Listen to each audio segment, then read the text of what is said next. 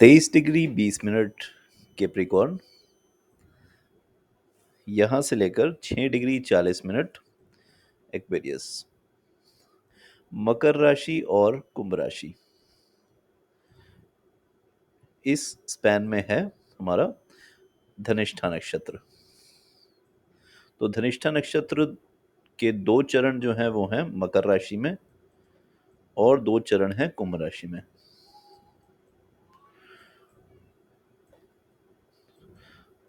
धनिष्ठा नक्षत्र है मंगल का नक्षत्र, और क्योंकि ये 2 राशियों में पड़ रहा है, 10 नंबर और 11 नंबर ये दोनों राशियां हैं शनि की राशि। तो यहाँ जो हमारा कॉम्बिनेशन बनता है वो बनता है शनि और मंगल का। धनिष्ठा नक्षत्र में मंगल जो है वो एग्जॉल्टेड होता है, यहाँ पे अपनी मैक्सिमम स्ट्रेंथ पे है। तो धनिष्ठा नक्षत्र है एग्जॉल्टेड, और एग्जॉल्ट वो कहाँ हो रहा है? एग्जॉल्ट हो रहा है इसके दूसरे चरण में 28 डिग्री पे। 28 डिग्री जो मकर राशि का लास्ट चरण है नक्षत्र का, वहां पर ये एग्जॉल्ट हो रहा है। और इसके ऑपोजिट इसके 7th हाउस में हमारा है अश्लेषा नक्षत्र, जो है डायरेक्टली एस्पेक्ट कर रहा है। धनिष्ठा नक्षत्र नक्षत्र है पितामह भीष्म का जन्म नक्षत्र, और पितामह भीष्म की जो लाइफ है वो पूरी तरह से रिफ्लेक्ट करती है धनिष्ठा नक्षत्र की कैरेक्टरिस्टिक्स। तो ये है हमारा धनिष्ठा नक्षत्र, और ये है उसके एग्जैक्टली ऑपोजिट अश्लेषा नक्षत्र 7th हाउस में। मार्स की एग्जॉल्टेशन है यहाँ पर। मार्स यहाँ पर एग्जॉल्टेड है, प्लस है यहाँ पर सैटर्न।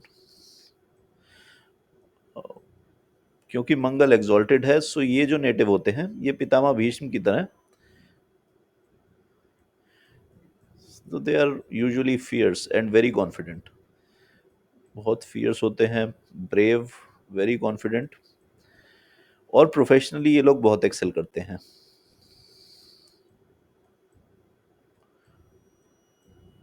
क्योंकि यहाँ पर मार्स एग्जॉल्ट हो रहा है। मार्स आपको एनर्जी देता है अपने लक्ष्य प्राप्त करने की, क्योंकि यहाँ पर सैटर्न की क्वालिटीज भी हैं। सैटर्न आपको कुछ हद तक डिसिप्लिन देता है, जो आपकी पोजीशन है उसको एक्सेप्ट करने की। मार्स क्योंकि जनरल है, सो ये राज्य की इच्छा नहीं करता।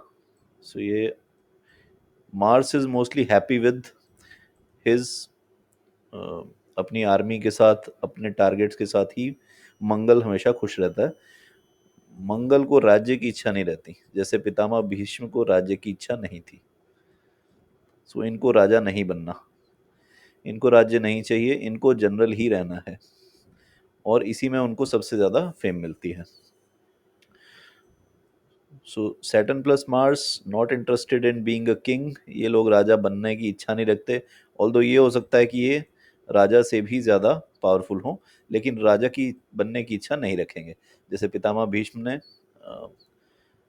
कभी राज्य नहीं लिया, रादर राज्य को उन्होंने खुद ही डिनाई कर दिया, लेकिन पूरी तरह से वो राज्य के सबसर्विएंट रहे। जो उनकी ओथ थी कि राज्य के हित में वो रहेंगे, तो उसका उन्होंने पालन किया। सो यहाँ पर ये कैरेक्टरिस्टिक्स हमें दिखाता है सैटर्न की प्लस मार्स। अब क्योंकि मार्स यहाँ पर बहुत एग्जॉल्टेड है, सो ऐसे लोग, ऐसे नेटिव जो होते हैं, यूजुअली ऐसा भी हो सकता है कि ये दूसरे लोगों की फीलिंग्स की बहुत ज़्यादा परवाह ना करें, या उन्हें उनकी फीलिंग्स अंडरस्टैंड ही ना कर पाएँ।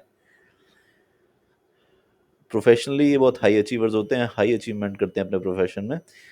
इसी की वजह से, या इसी का एक कॉरेस्पॉन्डिंग इफेक्ट है कि इनकी मैरिजेस रेयरली अच्छी रहती हैं।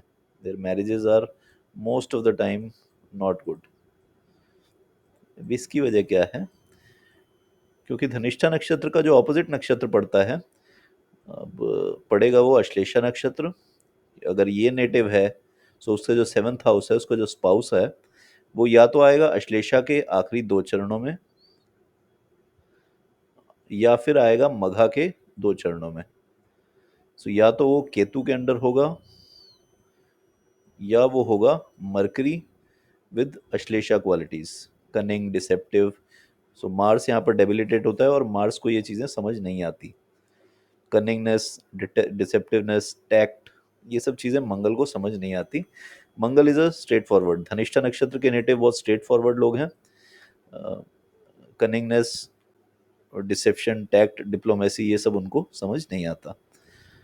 सो इनकी मैरिड लाइफ यूजुअली ट्रबलसम रहती है, ज़्यादा अच्छी मैरिड लाइफ नहीं रहती। जैसे पितामह भीष्म की थी, उन्होंने बाय चॉइस मैरिज ही नहीं की। तो या तो ये लोग मैरिज नहीं करते, डिले करते हैं, और मैरिज होती भी है तो मोस्टली उसमें प्रॉब्लम रहती है। क्योंकि अगर यहाँ 2 नक्षत्र, अगर वो केतु 2 नक्षत्र चरण, अगर इनका जो पार्टनर है वो केतु नक्षत्र का रहेगा, तो ये केतु भी डिटैचमेंट ही दे रहा है।